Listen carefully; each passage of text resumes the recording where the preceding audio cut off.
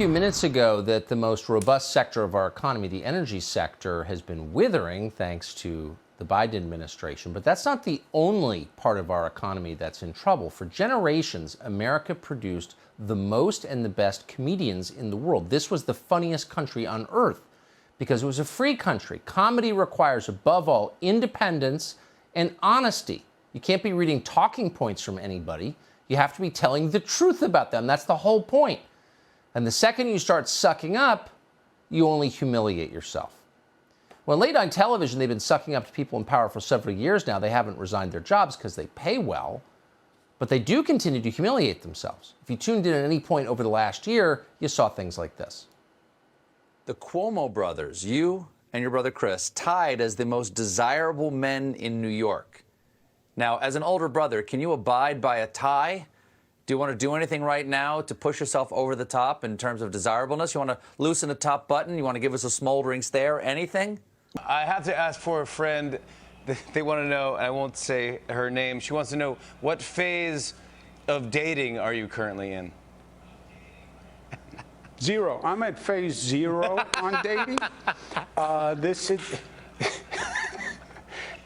There's no duration on phase 0. Yeah, wow. There is no automatic time that you go to phase 1. You could stay at phase 0 for months, by the way.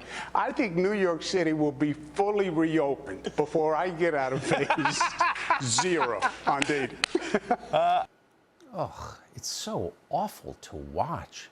The fake, overeager laughter, the stupid lines, the endless sucking up. And the saddest part is some of these guys, the people you just saw, used to be legitimately talented. They were funny, but they gave it up in order to read the script. Sad as hell to watch.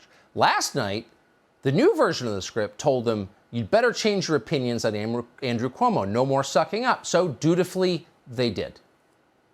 Well, guys, it was a big day here in New York as Andrew Cuomo announced that he's resigning as governor. During his remarks, he said it was best that he step aside.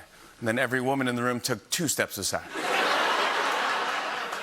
During his announcement, Cuomo said that he's stepping down in 14 days. I'm sorry, but is this really a 2-week notice type of situation? Beautiful day here in New York City. Oh, yeah. 85 degrees, 75% humidity. And this afternoon, Andrew Cuomo resigned. Don't let the door hit you on the butt on the way out. But if it does, that door should also resign. Do you think when he comes home, his wife says, good job? Good job, you're really funny. No self-respect at all. Mark Steyn has self-respect and clarity and honesty and, above all, perspective on the world, so he's hilarious by definition. He joins us now to assess what happened to everybody else. Mark Steyn, great to see you. How sad did that make you watching that? I mean, some of those guys were legitimately talented at one point. At one point, but I got to say, after those last clips you played of Colbert and Fallon, that boy, that say what you like, but that Cuomo-sexual conversion therapy really works fast.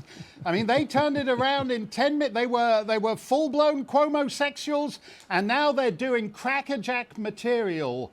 Like, what was that line that his writers wrote for him? Cuomo said he was going to step aside, and then all the women took 2 steps aside. It's amazing to me. They have like 37 writers on the writing staff, and they met for hours, and they tested those lines.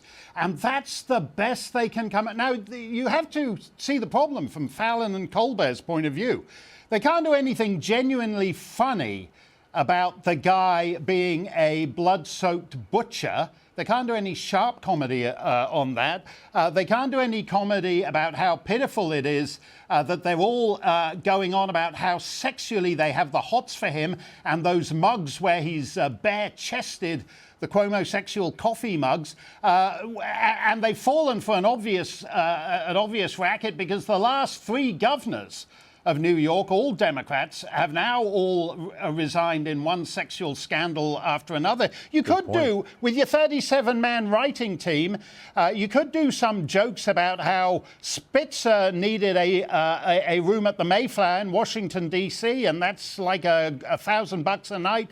And then David Patterson made do with the Days Inn on 94th Street in Manhattan, and that's only $130 a night. And then this guy saves you the hotel bill altogether because he just gropes everybody in the office, but they can't do anything, even with the 37-man writing team.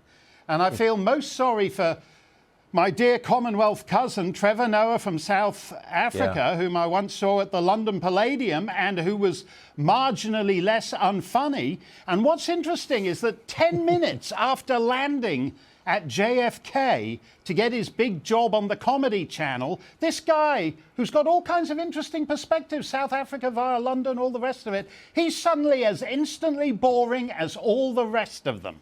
It's the death of comedy. It's no laughing matter. It's totally Soviet. They weren't very funny either. Mark Steyn, great to see you tonight. Thank you so much. Thanks a lot, Tucker.